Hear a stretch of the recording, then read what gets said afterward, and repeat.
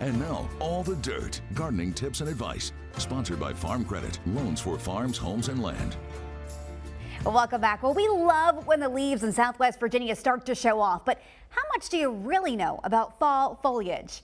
John Seiler, a Virginia Tech professor, forestry professor, and expert in tree physiology, gives us all the dirt behind leaf peeping season. Welcome, John. Hey, thank you, Amanda. Now, we get a beautiful show of colors around here, but where do these colors actually come from? I mean, how does it work? Does each tree kind of always turn a specific color?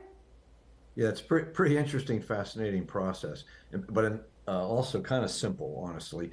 So with the short days in the fall, the chlorophyll starts breaking down and disappearing. It breaks down into smaller components, into its elements.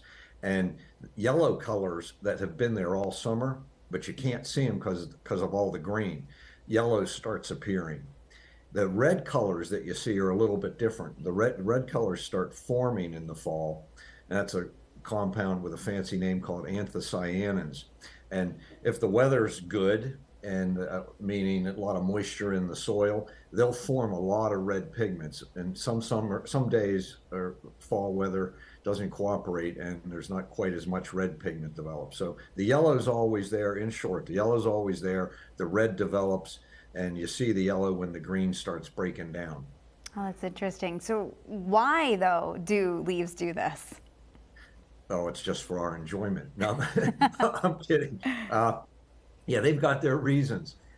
So these compounds are really complex chemically, and trees, it takes a lot of work to get all these chemicals out of the soil as they grow.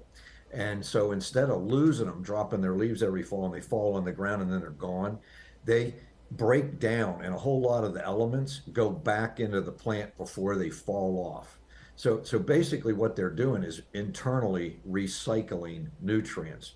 So then next year, they can just rebuild the chlorophyll with the nutrients that they've taken out of the leaf before they fell on the ground. They need some new nutrients, but with this recycling, they don't need as much as they would if they all fell off with all the goodies still inside the leaf. Does that kind of explain what happens, when the leaves fall? Like when they're on the ground, like what happens with that?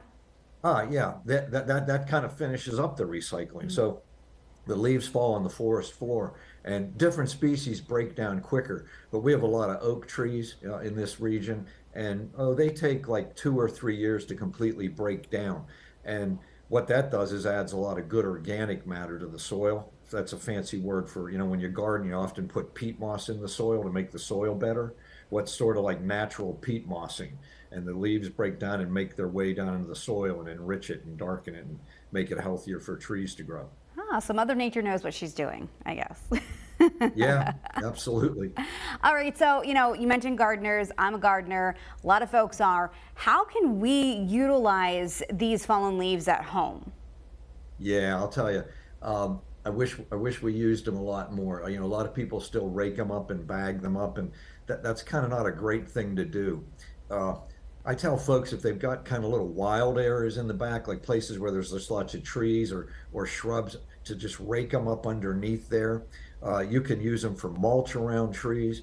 If you have a mulching mower, you can just chop them up. So as much as you can, try to leave them in place. And if you just are overwhelmed with them and you can't use them all up, to get them to a place where they'll recycle them for you and they can make mulch out of them, and then people can come and get that.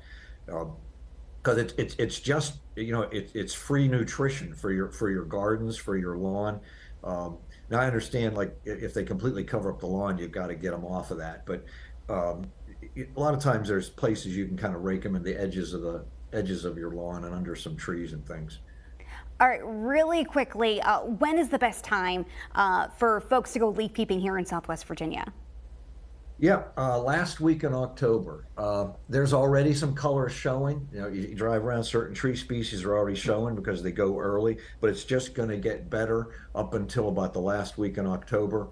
I always pick a Saturday, of course, because that's when people can go out, and so I'm thinking about October 28th. There's going to be pretty good color even the week before that, October 21st, and maybe a little bit after that, that first weekend in November.